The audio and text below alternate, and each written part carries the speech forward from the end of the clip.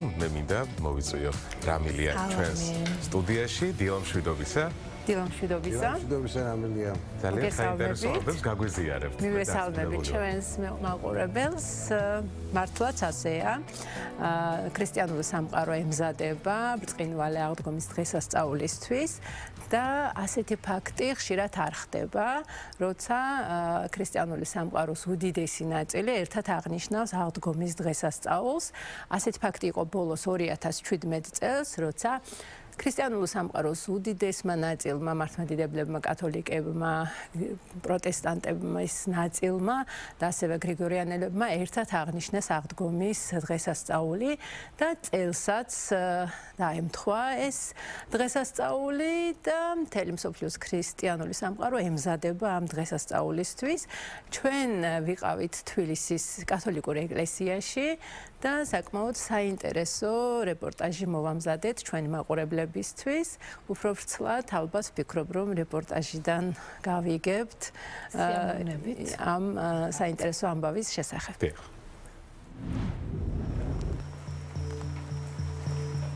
მართლმადიდებლები და კათოლიკები აღდგომის ბრწყინვალე დღესასწაულს როგორც წესი სხვადასხვა დროს აღნიშნავენ. კალენდარული ცდომილების გამო ხშირად კათოლიკურ სამყაროში აღდგომა უფრო ადრე დგება ვიდრე მართლმადიდებლურში. თუმცა ზოგჯერ ისეც ხდება, რომ ეს დღესასწაული ერთსა და იმავე თარიღს ემთხვევა. ბოლოს ასეთი ფაქტი 2017 წელს დაფიქსირდა, როცა აღდგომის ბრწყინვალე დღესასწაული 16 აპრილს აღინიშნა. ასეთი გამონაკლისი მოხდა წელსაც და 20 აპრილს ქრისტიანული სამყაროს უდიდესი ნაწილი ისევ ერთად იზეიმებს აღდგომას. აღდგომის დღესასწაული წელს დაემთხვა და ჩემი პირადი აზრი რომ ძალიან სასიხარულოა, ძალიან სასიამოვნო რომ ყველა ქრისტიანი მსოფლიოში ერთ დღეს აღნიშნავთ აღდგომას. აღდგომის დღესასწაული განსხვავდება ხშირად კათოლიკური და მართლმადიდებლური, საკმაოდ ხანდახან ერთი თვის განსხვავება. წელს დაემთხვა და მე ვისურვებდი, რომ ნეტ ასე იყოს. დეკანოზი მამა ზურაბ კაკაჩიშვილი 26 წელია მღვდელია. თბილისის მარიამ ღვთისმშობლის ზეცათა აყვანების კათოლიკურ კათედრალურ ტაძარში კი ის უკვე 6 წელია მსახურობს. აღდგომის დღესასწაულს მისთვის განსაკუთრებული მნიშვნელობა აქვს და ამბობს, რომ ამ დღესასწაულამდე მისასვლელად და რწმენის განსამტკიცებლად ყველა კათოლიკეს რთული და მნიშვნელოვანი გზა აქვს გასავლელი. წინასაღდგომო პერიოდი მოიცავს დიდმარხვის პერიოდს. დიდმარხვა საკმაოდ დიდი პერიოდია. ამ დროს ეკლესია გვირჩევს სამ რამეს, ეს არის მარხვა, ლოცვა და მოწყალების გაღება.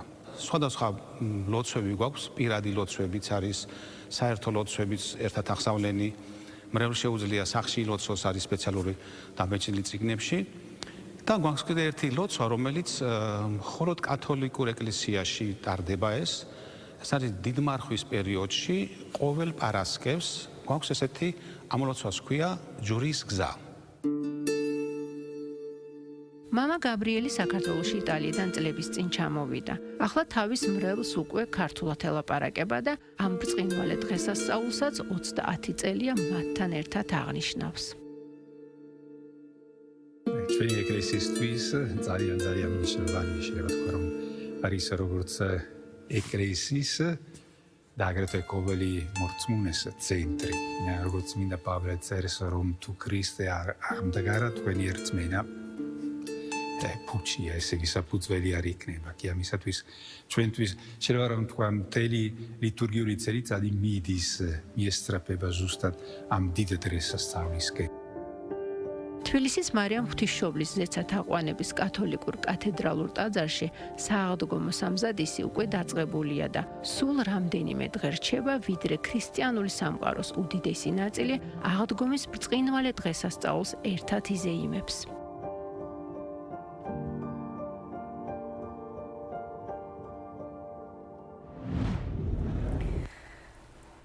მე მგონი საკმაოდ საინტერესო ფაქტი იყო და ისარგებლებ შემთხვევით წინასწარ მოვლოცავ მთელ ქრისტიანულ სამყაროს ბრწყინვალე აღდგომის დღესასწაულს და ვფიქრობ, რომ საქართველო არის ყველაზე კარგი მაგალითი რომელიც გვაჩვენებს, რომ განსხვავებულ ადამიანებს შეგვიძლია ერთად თანაცხოვრობა მშვიდობით. ნამდვილად ასეა. ნამდვილად და დამეს ძალიან დიდი მადლობა. დიდი მადლობა. რამილიას მართლა ემოციური და ძალიან სენსიტიური სიუჟეტისთვის. ძალიან დიდი მადლობა.